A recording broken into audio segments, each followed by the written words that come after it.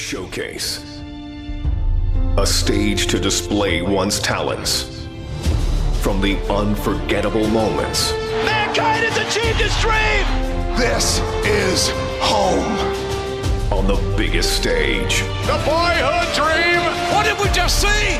Daniel Bryan did it! The Miracle Kid! To the greatest conflicts. From the biggest names. But this showcase is about a man. A man who became a legend. A man named Stone Cold Steve Austin. After learning his craft from gentleman Chris Adams, Austin would begin his career in 1989. I've been very impressed by Steve Austin's abilities. He's showing that he has the potential to go a long, long way. In 1991, the nation got their first glimpse of the future. From Hollywood, California, 253 pounds, stunning Steve Austin. Dominating, overpowering, arrogant. When you bring two world-class athletes together and they mesh as one, you create an unbeatable machine. And we will be unstoppable as a team. Count on it. But despite his success, no one saw a superstar. And when injuries sidelined Steve, the future looked bleak. Next day I got a FedEx mail said I was fired. I was like, that kind of sucked. Frustration took over. There's nothing going my way because the politics kept the biggest potential superstar in wrestling on the ground. Frustration turned to anger. We're going to put the U.S. title on you, and then we're going to take you here, and then you're the number one contender, so then you got this world title shot. Well, all that never happened. And anger created opportunity. The ringmaster seems to really have it all. The size, the strength, the agility, the wrestling acumen. Austin would enter WWE as the ringmaster, but wasted no time turning himself into a more ruthless character. His peers dubbed him the ringmaster. I would suggest to you from the look on his face and his attitude, he's a stone cold if anything. His moment was finally here. It's on to bigger and better things after King of the Ring, after I win it all. And nothing would be the same again.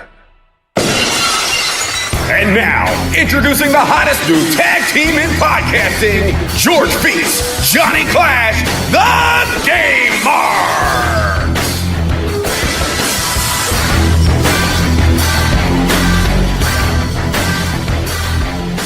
Hey everybody, this is George Feast, along with my tag team partner, Johnny Clash, and we are the Game Marks, and this is the Game Marks podcast. We are a podcast that breaks down the good, the bad, and the ugly of wrestling video games from past, present, and future, and we let you know if we would play it forever or future endeavor. John, how goes it? How are you this week, my friend? Well, I'm sitting here on this lovely night drinking a pinstripe Pilsner from Blue Point with the Yankee game on in the background, which... All right. This is a phenomenal beer, and I probably would have never bought it if it wasn't for the pinstripes, so tremendous branding. That's great. That's good. I'm glad you're enjoying it. I am currently drinking nothing. Are you hydrated? And watching nothing. Okay, well, I'm not watching it. It's just kind of there. Okay, well, because I'm a professional. When we record a podcast, I don't have anything on in the background. It's just me, my computer, and I. That's it. Yeah, unfortunately. I do have one note that's pretty strange that you pointed out to me earlier. Every single time we've recorded this podcast so far, it's rained or thunderstormed. I think this is the heavens opening up and telling us, do WCW versus NWO. No, it's because you're Thunder. WCW, Mark. Do Thunder. We have to do Thunder. So I think we should do Thunder. All right, well, we'll see. Not today. We'll get to Thunder. Don't worry. I promise you, we'll get there. Well, remember everyone to please like us, subscribe, comment, leave a review on iTunes, Spotify, Stitcher, wherever you could find your podcast. And if it's not there, please tell us and we will edit. And I want to give a big thank you to Dave Sturcio for doing our lovely intro to the podcast. It's been there for weeks and we just keep forgetting to mention you, Dave. So thank you. We are sorry. It is beautiful. Sorry we suck, Dave. Fun fact is we actually had a guy record it on Fiverr with like a ring announcer voice, and it actually was pretty bad. I hope he's not listening. So thank you, Dave. Yeah. You're a true professional and we love you. Yeah, it has been a dream of mine to be a wrestler. Unfortunately, I decided that I wanted to be a wrestler a little too late in life, so this is the closest I will ever be to actually having an actual tag team partner and being announced as a tag team. So thanks for that, Dave. I really appreciate it. You make my dreams come true. It's great. Hey, George. Hi, John. Happy National Video Game Day. That's today, the day we're recording this. Oh, man. That's a great day. So I have a question for you. Okay. Oh, this is my favorite. Yep. We have very few hard segments programmed into the show because we're still kind of new. We're still trying to get our legs under us, but I like the question segment. It's very interesting because I genuinely have no idea what you're going to ask me at all before this happens. Okay, so other than the games we've played or are going to play wrestling-wise, give me your top 3 favorite games ever. Do series count? No. So hypothetically, no. If I was going to say I love Sonic for the original Sega. I need specifics. Can I get Sonic 1, 2, and 3, or I have to pick Sonic 3 is my favorite one? Well, let's be honest. Sonic 2's got to be the favorite, but specifics. Honestly, I was never really a big Sonic fan, so... Oh, okay. Thanks. Don't at me. I was just using because I know it's a really long series. All right, let's go. Give me your top games. 3. In no order. I need an order. Or in an order? Okay, so number 3, I'm going to say... is Borderlands the pre-sequel. I thought it was a really cool game. I've been a big fan of the whole series. I'm very excited for the new one that's coming out. I followed the series for a long time. I've played every variant of their game, so but I think that one's my favorite just in terms of memories and had a good time playing it with my friends, and that was good. So that's number 3. Number 2, I'm gonna say Donkey Kong Country 2, Diddy's Kong Quest. Got a lot of good memories of playing that with my dad when I was younger. The soundtrack is still one of my all-time favorite video game soundtracks. And just the game itself is a really solid game. It's something that I could even pick up today and I could play it for hours. Okay. And I think, I think my number 1 is going to be probably a game that's going to be on your list. But I gotta go The Last of Us. Okay. It is a masterpiece. The soundtrack is great. The gameplay is great. The storyline is great. Part 2 is coming out soon. From start to finish, the game is an absolute masterpiece. You're hooked in from the first couple of seconds of that game, and it just takes you on a roller coaster throughout the entire game. So yeah, those are my 3. See, we could talk about things that aren't wrestling on this podcast. But now, let's flip it. Jonathan, what are your top 3 of all time? Okay, so I actually posted my top 5 today on Twitter. So if my top 3 seems a little weird, 4 and 5 were not as weird. So this one's kind of smack in the middle. But number 3, favorite of all time, something I spent a ton of time with that I would go back and I would play this every day if I still could. NHL Hits 2003. Oh, that's such a good game. 3-on-3. Oh my God, the Islanders had the orange third jersey. It just reminds me of such a good time. Had a Scotty Bowman challenge mode. Didn't they release something for the PlayStation 3 that was a cartoon big head homage to it? I think so, but they actually included 3-on-3 mode in last year's NHL, and it's back this year. And it's a certain game type where it's kind of similar to Hits, where you have to go through challenges. You pick up flashing things on the ice that'll either speed you up, slow you down, make a goal not count. So they kind of implemented it in the newer games. Oh, that's awesome. Yeah. So number 2, Gears of War 1. Okay. As we discussed last week, how I absolutely adore that series. I might get an Xbox One just to play Gears 5 with Batista, which I will get into later. And again, we agree. My number one of all time is The Last of Us. It's so good. That's one of those games I got for PS3, and I kind of got stuck at a certain point. I put it down for a little bit, and when PS4 came out, I got the remastered version, and I was like, all right, I'm going to just give this game another chance. Oh, I couldn't put it down after that. It was a straight shot to the finish. Oh, yeah. So my story with The Last of Us is I am very iffy about starting new solo games, because I've been burned before about thinking that this solo game is going to be great, it's going to be amazing, and then you play it and the game is either really short or a perfect example. I'm a big Star Wars fan, so I played The Force Unleashed. That is in my top 5 games of all time. It did make the top 3 though. So played that game. The sequel came out. I was super excited for the sequel, and the entire game is maybe 3 hours of gameplay, whereas the first one was like between 6 and 8, depending on if you 100% completed the game. So that's one of those things where I bought the solo game. I felt like I got burned, and there was no multiplayer or online capability. So you kind of played it and you were done. But I feel like just The Last of Us was just everything. It was everything. So I bought it used, and GameStop at the time, I don't know if this is still the policy, but if you buy a used game, you have 7 days to return it. So I made a goal that I was going to play and beat The Last of Us in 7 days, and then I ended up not returning the game anyway. I traded in the PS3 version, obviously, but now PS4 version. I still got it. It's one of the only games I still have a hard copy of. And now there's a rumor going around that they might even do Part 1 and Part 2 bundle with the remaster included. Okay, I could dig it. So I would buy that. So anyway, let's move on. Let's talk about last week. So any follow-up from last week? Last week we did WWF King of the Ring for Nintendo. I still, listening back to that episode, thought it was hilarious.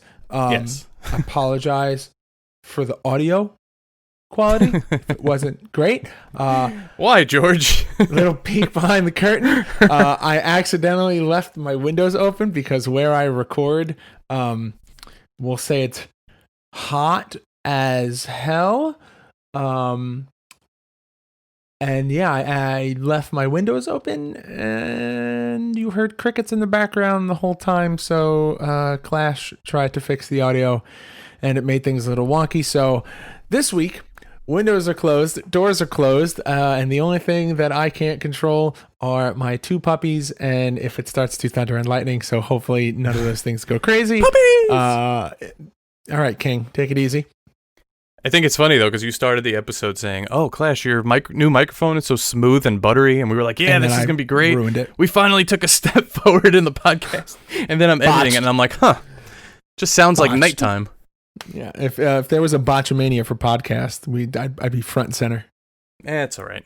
We're back, and we sound great, hopefully, which we won't know till I edit this. But so aside from audio quality, is there any other follow-up, or are we just moving on into news?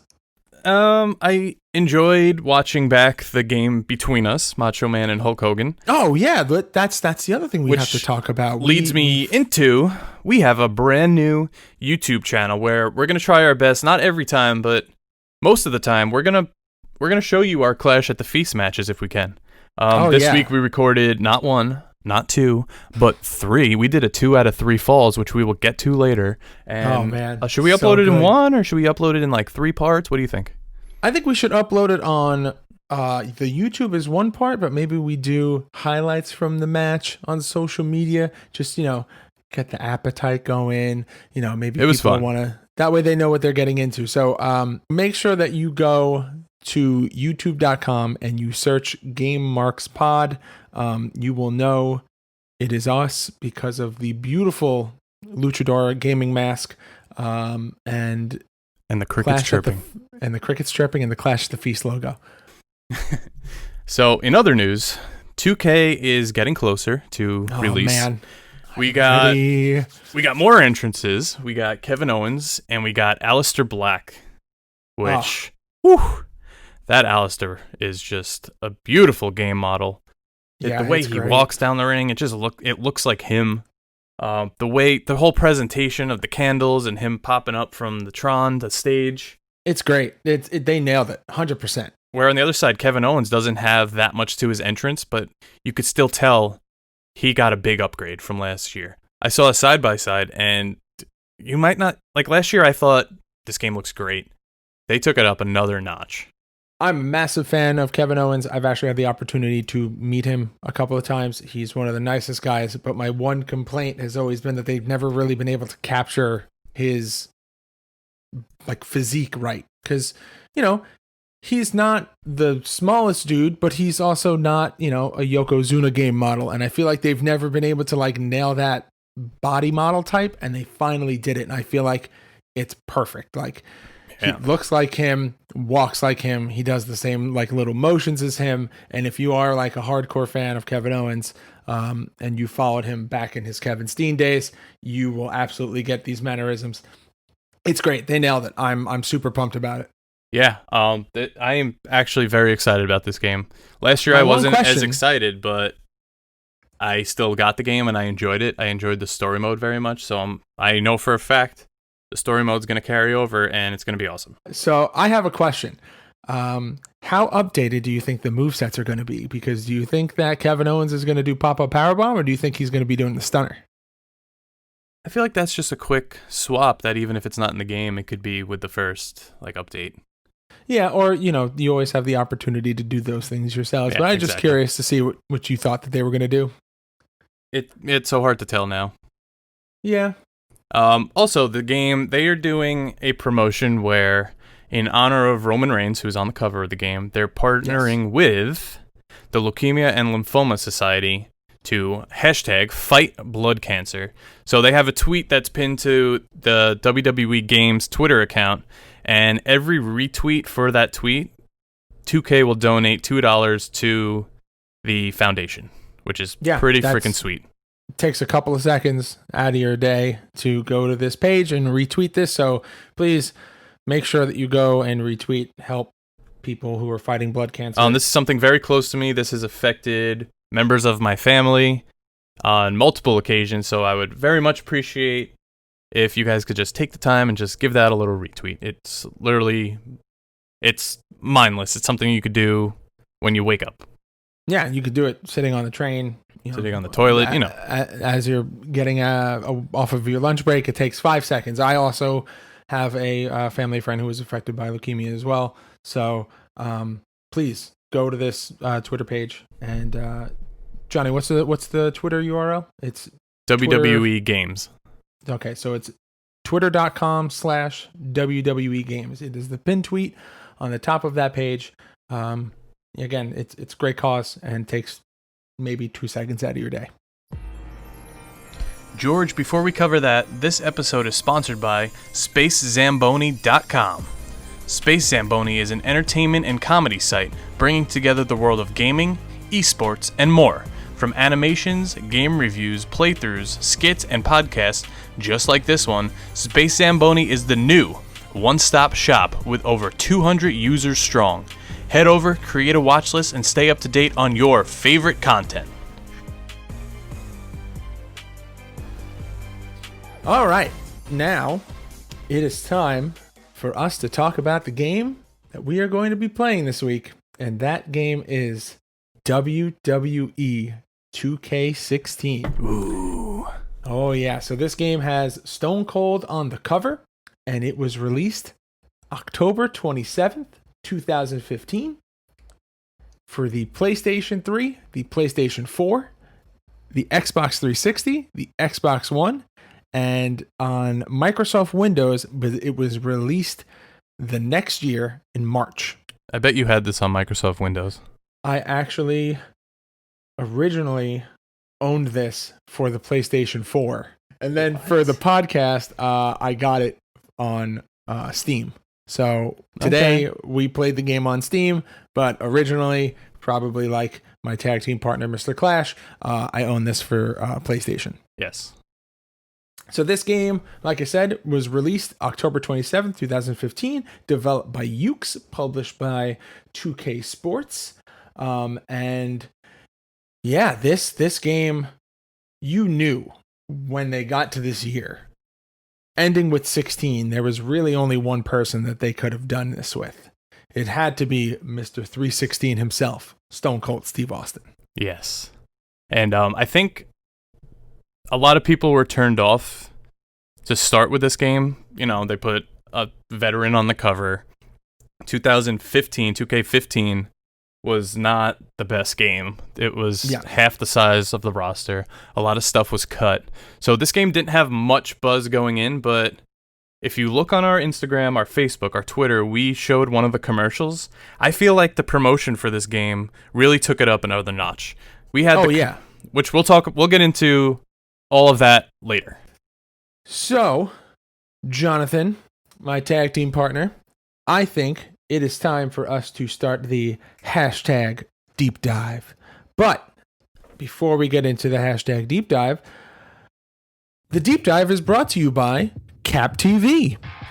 Hello, it is I, the goatest of all time, Bobby Orlando, and I am here in your ear to tell you about Creative Pro Wrestling's weekly YouTube series, Cap TV, featuring superstars such as the Cap TV champion Chris Statlander, Bear Bronson, the abominable CPA, Smart Mark Sterling, Jack Tomlinson, Max Caster, Bryce Donovan, and myself, your mom, along with the rest of the Cap roster. Visit youtube.com/Creative Pro Wrestling and catch up on the weekly action today! Bish. This game touted one of the largest rosters in the series history with over 120 playable characters, where 2K15 only had 67, which, going back to the point that you mentioned earlier, now we have an exact number. You could really, like, that's a huge difference. And that's not including DLC. That's a massive, massive difference. One thing that was noticed by people going into this game was the 4 horsewomen, which is Becky, Charlotte, Sasha, and Bayley, are not in this game. They were really just coming up in NXT at this point. This was more like the Paige, Emma, Summer Rae era, which is crazy to see in just 3 years now. One of them's on the cover. Oh, yeah. And to see how much just the women's roster has changed. It's in a matter of 3 years. Yeah, this was kind of the start of the women's revolution, which led us to this year's game. Yeah, I can't wait to dominantly featured. I gotta say, I know we already talked about it, but I just gotta go back again. Playing this week, having not played a 2K game in a couple of years, really just reminded me how taking a step back and not playing this series for a while and then coming back, it feels really, really good. And I'm very excited. This game got me way more excited to play 2K20. Well, yeah, which I'm sure we're gonna play a lot. And we do have a Twitch channel at Game Marks Pod that we could, we're home on a Friday night. Maybe we want to load it up. Maybe we want to stream some games. Maybe we want to play with some listeners. Well, so my idea was when we get to 200 followers on Twitter, we're going to put together a little bonus content, and, maybe that bonus content will be a YouTube exclusive video. Maybe that bonus content will be an exclusive episode where there's some guests and some beers involved. Maybe some claws, because Johnny Clash loves White Claws now. No laws when you're drinking claws. It's just, don't let me find you near a dumpster and we'll be fine. Okay, let's get back into the deep dive. Well, no, the other point that I was going to make, maybe when we get to 200 followers on Twitter, we will do a live stream on Twitch with some guests, some alcohol, and we can have a live interaction with the other game marks. It'll be great. I would love to do something like that. I would love that. But let's get back to the task at hand. We're here to talk about 2K16. So we have talked about the largest roster. We've talked about the 4 horsewomen. The other 2 bullets that we have is that WWE denied Cody Rhodes as himself, so he can't be in the roster as Cody Rhodes. He's only allowed to appear in the roster as Stardust. Which really sucks because Dustin Rhodes and Dusty Rhodes are in this game and Cody Rhodes is not. Yeah, and he's in his Goldust too. Right, so you can't have Dusty, I'm sure it was Dustin, illegal. Goldust, and Stardust. I'm sure it was a legal thing with the name because he can he use the name now or is he just Cody still? No, that's why he's Cody. Right, so they're always weird with copyrights and all that crap, so who knows. 26 wrestlers make their debut in this game. That's nothing crazy exciting. It's just a trivia fact. But we had to get it out before Clash tells you the big, juicy controversy here. Okay, so the titular controversy is... I hate you so much. Hulk Hogan was announced as part of this game. They made a decent-sized deal about it. Brother. But then he was later cut due to his controversial statement that he made, which we will not repeat. And you can put that audio clip in right. No, I will not. Nope, it won't be here because we don't do that. But, man, could you imagine if that's the kind of podcast we were? So we talked about how this game has over 120 playable characters. Just a massive, massive roster. Do you want me to read them all? I was like, Clash, why don't you take us through the roster, their versions, and maybe even the DLC? Okay, I think we could do this pretty quick. Yeah. Okay, here we go. Bad News Barrett, Booker T, Colonel Mustafa, Daniel Bryan, Emma, Eva Marie, Finn Balor, General Adnan, John Cena, Kalisto, Kane, Lord Steven Regal, Paige, Seth Rollins, Sin Cara, Stone Cold Steve Austin, Stunning Steve Austin, Summer Rae, Tamina, Triple H, Adam Rose, Bo Dallas, Brie Bella, Brock Lesnar, Goldust, Heath Slater, Hideo Itami, Jack Swagger, Kevin Owens, Neville, Nikki Bella, Ric Flair, Roman Reigns, Sami Zayn, Stardust, Sting, Current, Late, 90s, Classic, Tyler Breeze, Ultimate Warrior, Zack Ryder, Alicia Fox, Bam Bam Bigelow, Big Show, The Giant, Cameron, Cesaro, Darren Young, DDP, Dolph Ziggler, Fit Finlay, Kevin Nash, Layla, Lex Luger, The Miz, Naomi, Randy Orton, Sheamus, Titus O'Neil, Tyson Kidd, Aiden English, Andre the Giant, Batista, Chris Jericho, Curtis Axel, Dean Ambrose, Edge, Eric Rowan, Fandango, JBL, Luke Harper, Macho Man, Randy Savage, fuck, why'd I say it like that? Macho Man, Natalia, Ravishing Rick Rude, R-Truth, Ryback, Santino, Sergeant Slaughter, Simon Gotch, Stephanie McMahon, Hemsley, The Rock, The Undertaker, Current, Early 2000s, Ministry, Billy Gunn, Bret the Hitman Hart, The British Bulldog, Cactus Jack, Christian, Damian Sandow, D'Lo Brown, Dude Love, Farouk, Haku, Honky Tonk Man, Jake the Snake Roberts, Jim the Anvil Neidhart, Kama, Ken Shamrock, Mankind, Mr. McMahon, Rikishi, Shane McMahon, Shawn Michaels, Vader, X-Pac, Baron Corbin, Big E, Bray Wyatt, Brian Pillman, Colin Cassidy, Enzo Omori, Jay Uso, Jimmy Uso, Kofi Kingston, Connor, Mark Henry, Mikey Whipwreck, Ricky the Dragon Steamboat, Rusev, Savio Vega, Victor, Xavier Woods, and the Terminator pre-order bonus. Okay, now that was easy great. for me to say.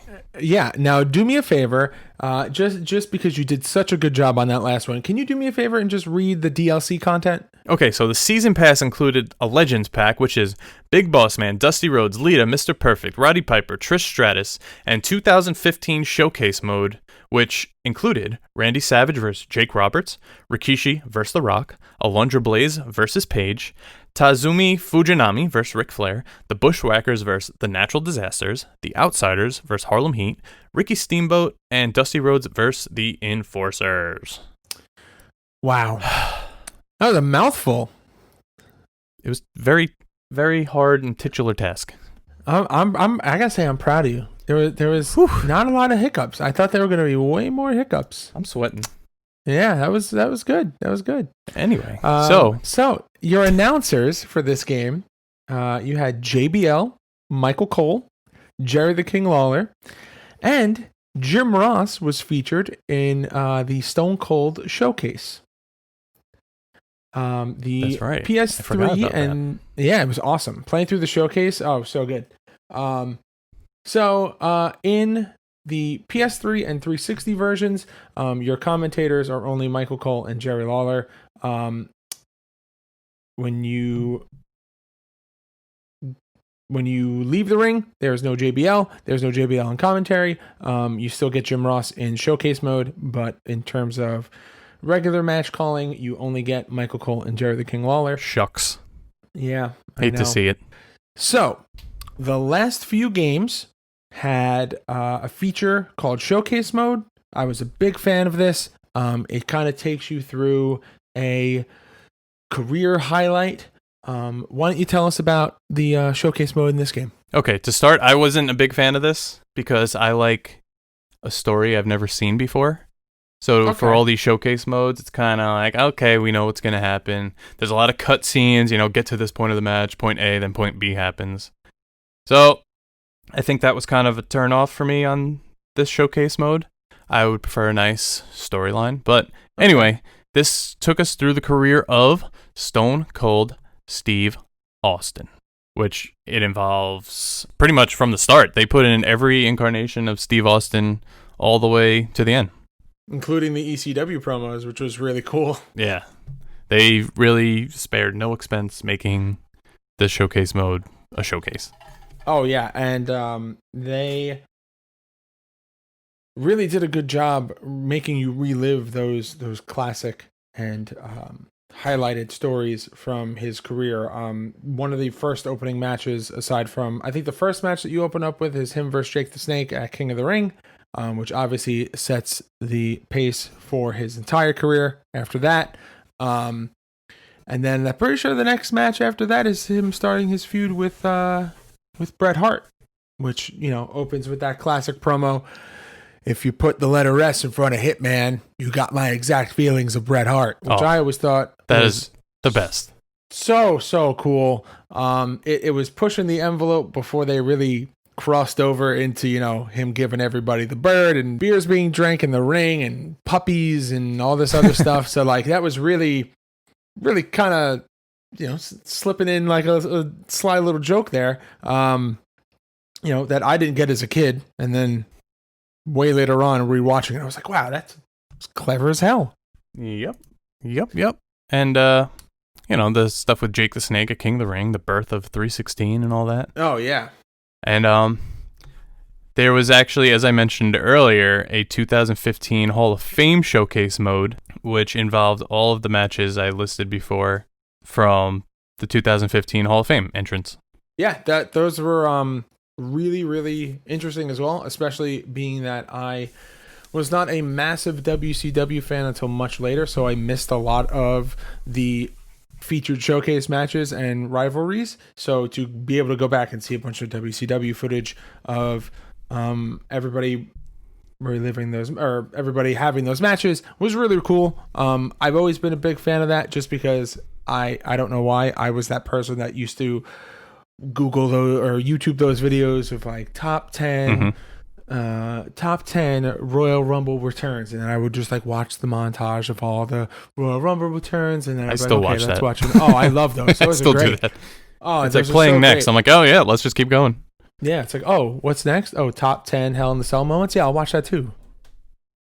Yeah. Top 10 moments from Super Bowl and War Games. Yeah, let's go. Let's do it. So this game did feature a My Career mode. It's very different from the one now. I wasn't not a fan of this one. It was actually only available on the Xbox One, PS4, and PC. You do get some Lord Tensai action in the beginning, though. That's pretty good. Yeah, you do. Some Matt Bloom in there. That's good. Like I said, I like story. This wasn't much story. It's very texty. The authorities heavily influencing the character in the game, which was kind of annoying. You win 3 matches, weird. And Seth Rollins would yell at you, and Stephanie would yell at you. And I don't think I made it past 2 pay-per-views. So yeah, they would always interrupt the end of your match or the beginning of your match and be like, you know what, you didn't do what we wanted you to do for the last couple weeks, so now this match is a 3-on-1 handicap match in Hell in the Cell, and there's you can only win by submission. Good luck, bye. Right, and everything took so long. I think was this the one where when every show started, they would play the full entrance video for the show? It was either the full entrance video or you would get like a 15-minute pyro entrance. Right, and there was no way to skip it. Ups and downs with this game, but that's not where we're at right now. Universe mode, which I was never that into. I know people go crazy for this, and like GM mode, where you basically just take over the universe in the game. Yeah, I've never really been a big fan of universe mode. I get it, though, for the people who like taking control and making their own shows and all that, but then you have to like play through all of them. And that's the good thing about the 2K series of games is that you get a little bit for everybody. I'm with you, though. I definitely just want to like jump in and start having matches, but there are some people who like, GM for the GM series for baseball or for football or for, American football. There's a ton of options within the 2K series, so there really is something for everybody. Yep, and the creative suite in this game brought back the create a diva, create a show, create an arena, create a championship, which were all removed from 2K15. I want my create finisher from what was it?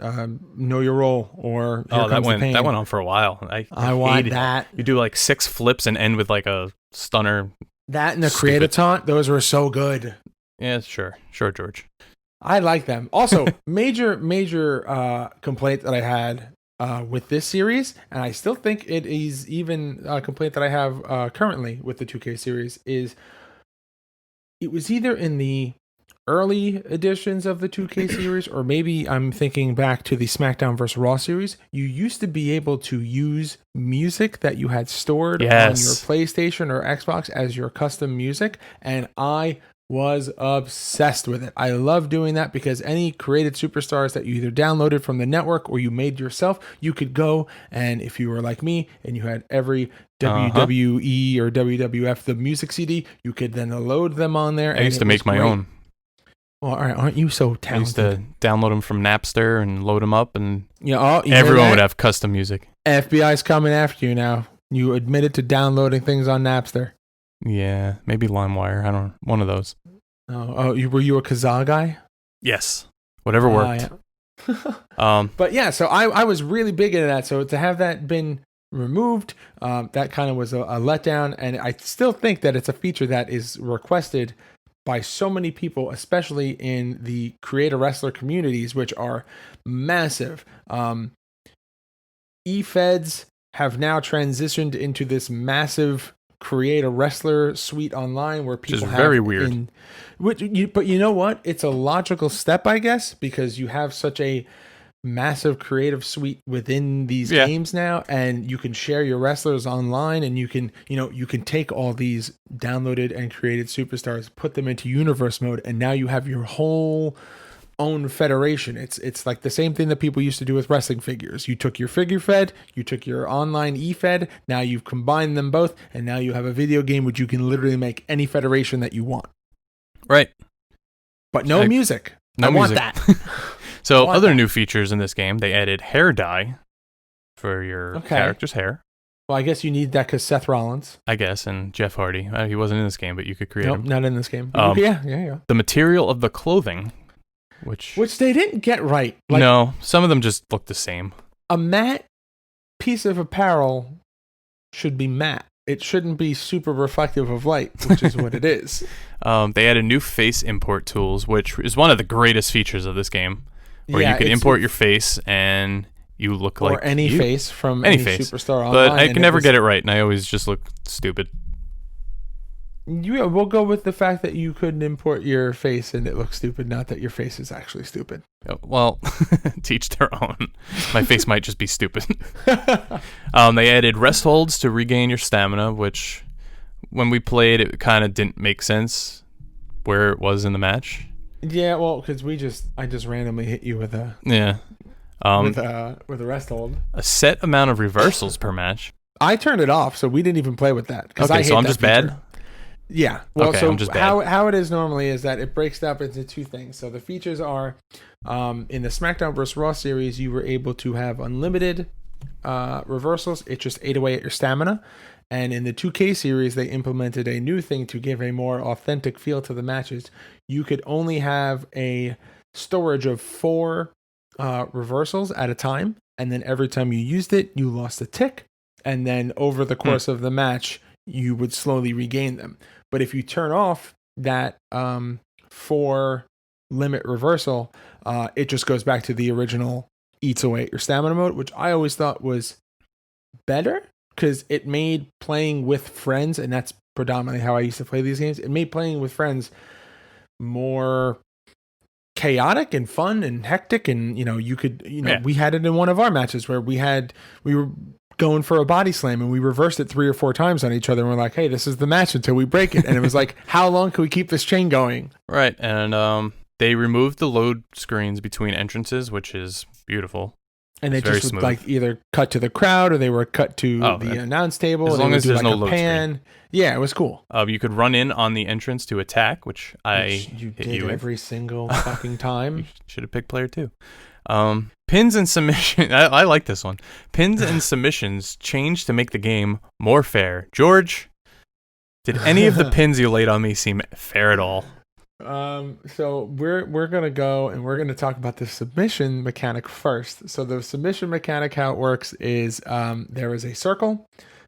Each player has a bar within that circle, and you rotate the stick to make your bar overlay your opponent's bar. And once you're within, it's worse the same than the section, UFC one. It's I don't know. The UFC ones were pretty bad. So yeah, once your bar is over the other player's bar, the center fills up. When the center is fully filled red, your opponent taps. It is insanely difficult. It's hard. Mainly just because you're just, for lack of a better term, flicking your stick all over the place, trying to get to the right spot, and before you know it, the timer has run out. You've missed the opportunity to do your submission, and it's frustrating. Pins, on the other hand, pinning predicaments. John, why don't you tell us about how much you love the pin system in the 2K series of game? I've always been so terrible at these. It's the little spinning wheel where you have to stop right on the little green stripe. I am so bad at these for pins because it usually takes me more than 3 tries to get it. So I'm good at last man standing matches, but when it comes to a one fall, nope. So maybe the next time we come back to do either a 2K series game or one of the games on SmackDown, in the SmackDown vs. Raw series or SmackDown series, we'll do a last man standing match. I'll let you pick the stipulation because if we go this way, I'll win every 2K game because I'm pretty good at the pinning predicament. So should we get into the promotion of this game? Yeah. Let's do it. So Stone Cold Steve Austin was announced as the cover superstar on July 6th, 2015. The Rattlesnake. This announcement was accompanied by the debut trailer, which features Stone Cold digging up at the desert, uncovering his customized WWF Smoking Skull Championship belt. So good. He puts it over his shoulder before turning his head and just stares at the camera. Now, I believe it was the game before this where they debuted Sting. And that commercial was also epic. It had everyone in the masks playing the drums and the orchestra. And again, he just turns and looks at the camera. So Stone Cold did the same exact thing, and you still feel the same way about it. Watching that Stinger commercial back in the day, Johnny Clash was HARD. Oh, mega. So, anyway, July 27th, which is my dad's birthday, 2015, Arnold Schwarzenegger is announced that he is in the game as a pre-order exclusive. Now, have you ever played it? No. I don't think I pre-ordered the game because I didn't care. Now, was this the same year that Triple H did the Terminator entrance at WrestleMania? Possibly. I don't know. That would explain so much. Yeah. Because out of all the WrestleMania entrances, I think that Terminator one is my least favorite. Okay. Yeah. Yeah, that was where Stephanie kind of just cackles in the beginning and then he comes out, right? And he looks ridiculous in his giant metal arms and skulls, shoulder pads. It was at least better than Kenny Omega's. But it's Final Fantasy themed. Oh, whatever. Also, what WrestleMania did Kenny Omega wrestle at? It was Wrestle Kingdom. Okay. He came out as Terminator. We're talking about WrestleMania, though. Okay. So, with this pre-order exclusive, which you get Terminator, the trailer came out, which happens to be my favorite of all of these. It is a reenactment of the bar scene from Terminator 2, which features Daniel Bryan, Eva Marie, Paige, Finn Balor, and predominantly Dean Ambrose with Arnold Schwarzenegger. He puts out his cigar on Arnold's chest. Arnold no-sells it, and trailer for the game. Yeah, well, if that's short enough, we can definitely post that up on social media because that is absolutely incredible. That's absolutely one of the things that sold this game for me. I was just like, I didn't really care about Arnold Schwarzenegger being in the game because I didn't know really what to expect, what his moveset was going to be. But this, I'm a big T2 fan, so this commercial really sold me on it. Yeah, and a week before the game came out, or the week of the game coming out, the trailer we posted this week on our YouTube channel, featuring Austin, Sting, Rollins, Rusev, Paige, Kane, Ambrose. Oh, they all throw something of their opponent into the bonfire with the flashbacks in their head. Oh, yeah, that's great. And you hear like a little bit of the audio, like kind of faint in the background. You have Kane. You hear... Also, you fucking spelled Kane wrong. That was autocorrect. I just looked at that. How the fuck There's no way I spelled that. Keep this in. He spelled Kane, Kain. There's no way I spelled it that way. That's gotta be Walking Kane. That's gotta be Kane from Legacy of Soul Reaver. That's gotta be Kane from Cain and Abel. You done? Yeah, I'm good. Okay, so the PC version was released on March 10th, 2016. And it included all of the DLC for free. And that's the version we played today. Right. And we had everything. We did miss 2 DLCs, fact that I'm going to touch on really quick before we go into the next section. There was the new moves pack, which just added more moves for your creator wrestler. They release this with every 2K game. It's just like the fan favorite moves of wrestlers who are not in the game, but the moves are very iconic and you absolutely want to have them. You got the Future Stars pack, which included Samoa Joe, Blake and Murphy, and Los Matadores. And you also had the My Player Kickstart to boost player stats early in My Career mode. And then the All Season Pass released on March 31st, 2016. And that's it. That is all of the DLC that is available. And now, the part that everybody is on the edge of their seat for. This is my favorite part. John, why don't you talk to us about the reception and how this game was received by critics? So it got mixed or average reviews, nothing spectacular, nothing terrible. Eurogamer called it the best wrestling game in years, praising the roster and the gameplay, which how could you not praise the 120-person roster? Yeah, that again, like, just really let that sink in. Like, that is an insane amount of people. Right, and I feel like they have kept that up ever since. The biggest roster we've played yet on this. Yeah. IGN called it a step in the right direction for the series, but criticized overall the inconsistency with the gameplay. Okay. GameSpot rated the game pretty harsh, but praised 2K Showcase mode and the return of Jim Ross. They said little else in the game makes much of a positive impression. I don't know why they just couldn't say the game sucks or nothing impresses us. It's politics. They're being nice. So let's get to the actual number. The actual numbers for these reviews. Metacritic gave it a 74 out of 100 on PC, a 73 out of 100 on PS4, and a 72 out of 100 on Xbox One. Okay, so the game, according to Metacritic, fairly consistent across all platforms. Decent, yeah. Yeah. EGM gives the game 8 out of 10. Game Informer gives it a 6.25 out of 10. Okay. Game Revolution gives it a 4 out of 5 stars. They liked it. Game Raider Plus gives it a 4 out of 5 stars. They liked it too. Giant Bomb gives it a giant bomb of 2 out of 5 stars. Not their favorite, apparently. Now, GameSpot gives it a 4 out of 10. They feel the same. Weird. Yeah, that's wow. And IGN with the slobber knocker of an 8.8 out of 10. Yeah. So now we have read off what the critics thought of the game. We have done the hashtag deep dive of the game. Now, I would like to know, Mr. Clash, what is your rating of WWE 2k16? Are you going to play it forever or future endeavor? After coming back and playing this version, I didn't think I would want to play it again, but we had fun, and the roster's huge.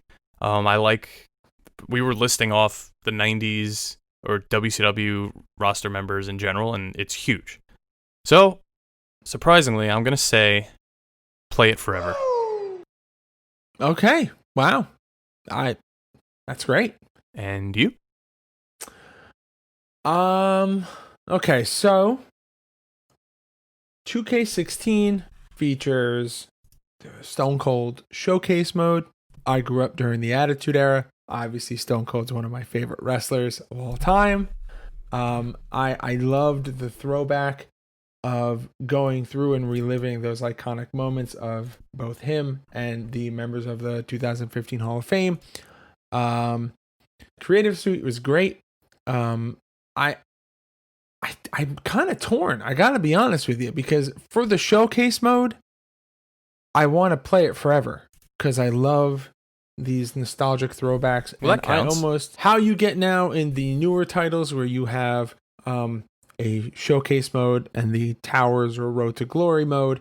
I like that because I feel like you get more out of the game. It's not like you play showcase mode, and if you're not into universe mode or the my career mode, you're kind of done with the game. You just have to play like random matches. I like where there's multiple features and multiple versions of within the game that you can play. So I feel like I can't play it forever for showcase, but then future endeavor the rest of the game, and then still say it's a good rating. So I think I'm gonna have to future endeavor this because I think in terms of content, that's always been a big sell for me, and I just feel like this didn't have, as big as the roster is, it just didn't have a ton of content. Okay, I get that. I just think if I'm looking at the future, like in a couple of years, if all of these games are sitting in front of me, if I'm gonna remember one and want to play it at that time, this is probably going to be the one I go to. Oh, see, I'm different. I am all about 2K13. See, that wasn't a 2K though. What is 2K13? WWE 13 with CM Punk on the cover. Oh, that was not a 2K game. That's not 2K? Nope. Who makes that?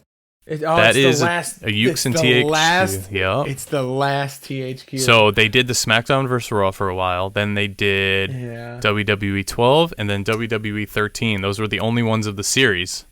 Okay, so 12 is Orton, 13 is Punk, and then 14 is the Return of The Rock, 15 is Cena, 16 is Austin, 17 is Brock, 18, yeah.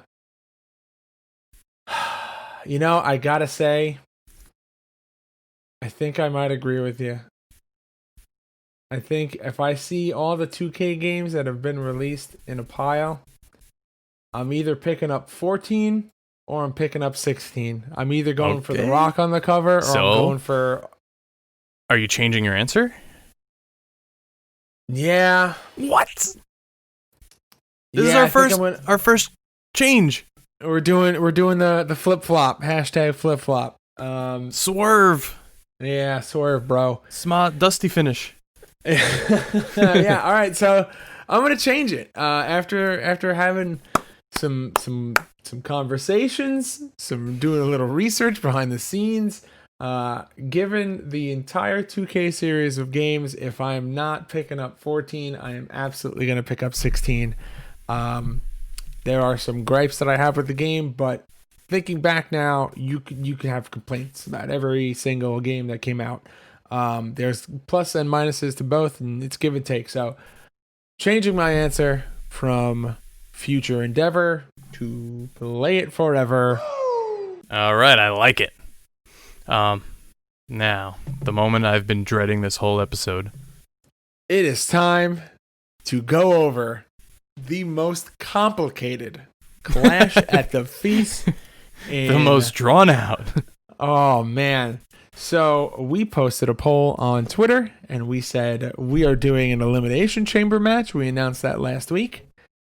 You guys got the chance to vote on who we played as and who we played against. So 1990s WCW was the winner. And I didn't even have to really try hard for it. I know, you didn't even have to rig it. Didn't have to. So we took all of the WCW names from the roster, put them into a generator to figure out who I would be playing as and who Clash would be playing as. And Clash, who did you get? I got the Ultimate Warrior. And you? I got Roddy Piper. Two pretty good choices, because there was some, as you could see in our last ones, pretty bad choices. Yeah, so we went against Ric Flair, Kevin Nash, DDP, and Mr. HARD for Clash himself, Sting. Oh, yeah. And we did the Elimination Chamber match. And the rules were we can battle it out as soon as the match started. We entered as 1 and 2. But we couldn't go for the elimination on each other until all of the competitors have entered the ring. That being said, the Elimination Chamber match. Let's give them the old finish. So I believe it was me and you, Roddy and Warrior, left in there with Kevin Nash. Okay. I let you do all the dirty work while I saved my finisher. I also had one too. And that's what sucked. So you hit him with your signature. You went for the pin. I immediately grabbed you, gorilla pressed you, and got the pin. But so the funny part about this whole match, the elimination order, I believe, was Ric Flair, Sting, DDP. Well, Ric Flair, something along those lines, but. For some reason, Ric Flair did not want to return to the retirement home, and he just stayed in the ring following us the entire time. But we couldn't lock onto him. We couldn't touch him. He didn't touch us. He just stayed there. He moved. He did move. He was focused on Kevin Nash because that's who had eliminated him, and he would not interact with any of the wrestlers. He would not interact with the ref. He would just move around the ring based on where we were. That would be funny if that's how you unlock Charlotte. Like, she just comes and gets him. Like, come on, Dad, we're going back to the home. Come on. Get out of here. We're bringing you back now. Time for your meds. DLC. We're starting a rumor for a game that's been out for 3 years. So Clash cheap shots me, gets the win. Cheap. And I am incensed with rage. So I, spur of the moment, just go, rematch 1-on-1. You pick the stipulation. So and Clash, what did you say? I said, okay, we'll keep Warrior and Roddy, and we'll do a singles match. So bad idea, because as we mentioned earlier, I am terrible at kicking out of pins. So for this one, we randomized it again. We kept the same era, WCW 90s.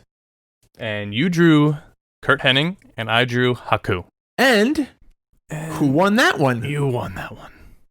So naturally, it's 1 for Clash. It's 1 for George.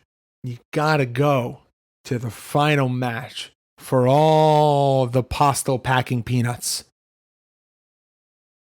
What match do you do? There's only one option. You're going to face your tag team partner in Hell in a Cell. Which was pretty stupid of me to agree to, because it's just a singles match. We didn't even leave the ring. And I kind of wanted a last man standing match, but I spoke up too late. We know why now. Exactly. But even playing field. The stipulation for this match was that you can pick whoever you wanted for this final contest. Clash, you went with... I went with 91 Macho Man, which we discovered that's the outfit they were trying to create in King of the Ring last week. Which, unbelievable. It's like, now that you see it, It's 100% that. Which I'm actually mad that I didn't think of it when we saw it the first time. Every time I think of Macho Man, I either think of the green trunks, or I think of Madness. I don't think of full bodysuit for some reason. That's just not, maybe because those outfits were just too ridiculous for me to remember. But if I think Macho Man, I think bandana, trunks, or I think Madness with the cutoff tee and the tights.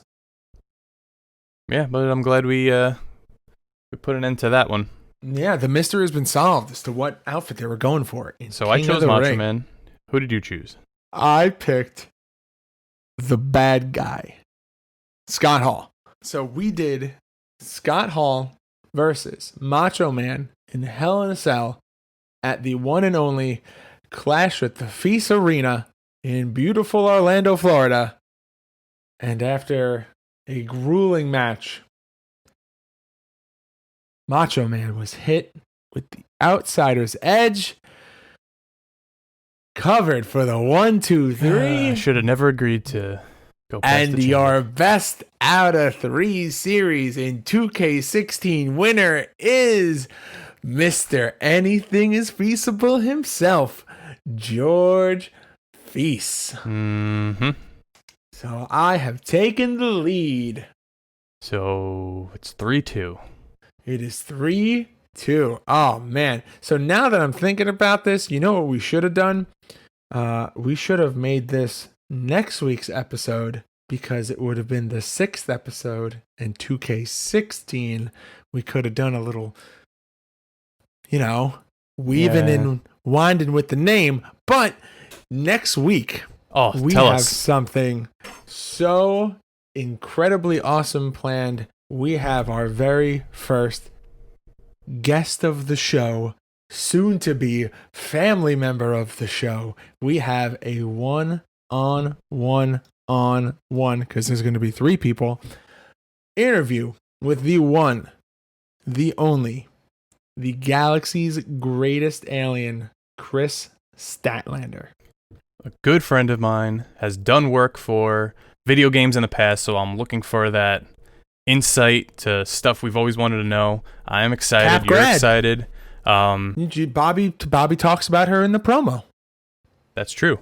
So next week, I think I have an idea. Since we're not covering a specific game, I think we're going to revisit 2K16 again. And we're going to have another 2 out of 3, but we're not going to pick the stipulations. Our guest will.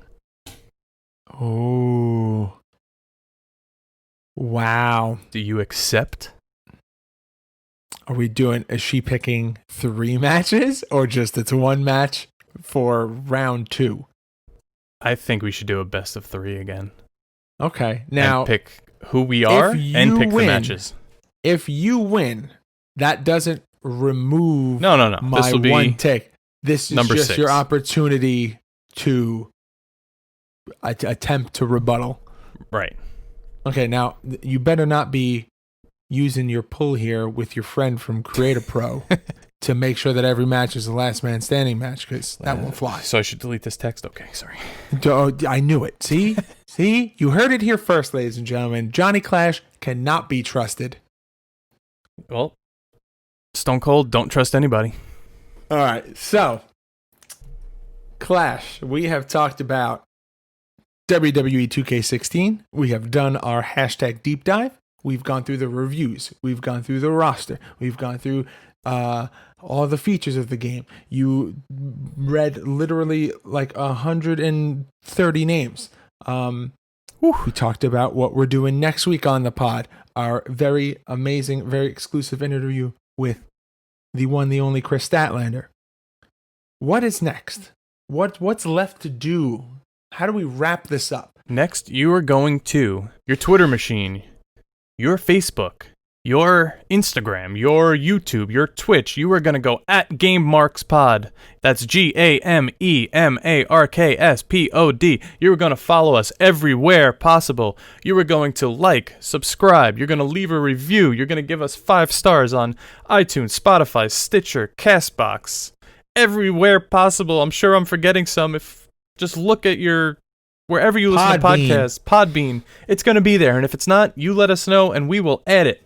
Wow. How is it? You're just full of mouthful sentences today. This is probably the most you've ever spoken on this podcast. That's not true.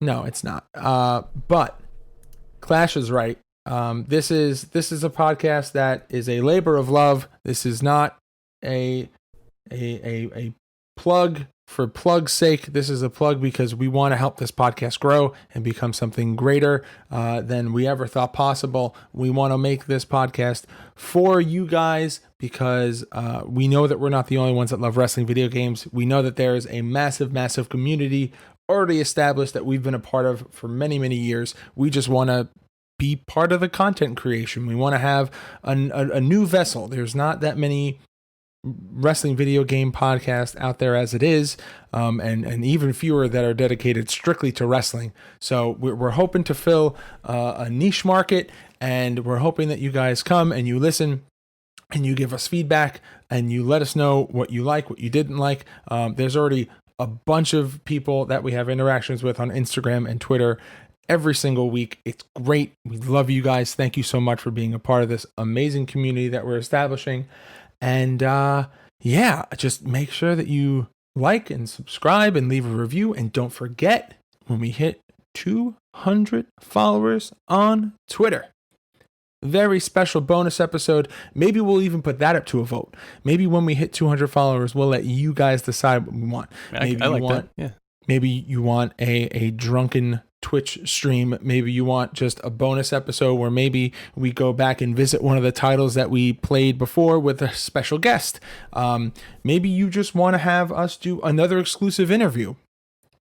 John and I are very fortunate enough to have a couple of friends that are in the business, and maybe we'll have them be on a special interview bonus episodes. I have a good idea for one. It's a little bit of a crossover with another podcast, but we will cross that bridge when we get there. So just know that it's out there. All right, and as always, this is the part where I ask John to say something stupid. Titular.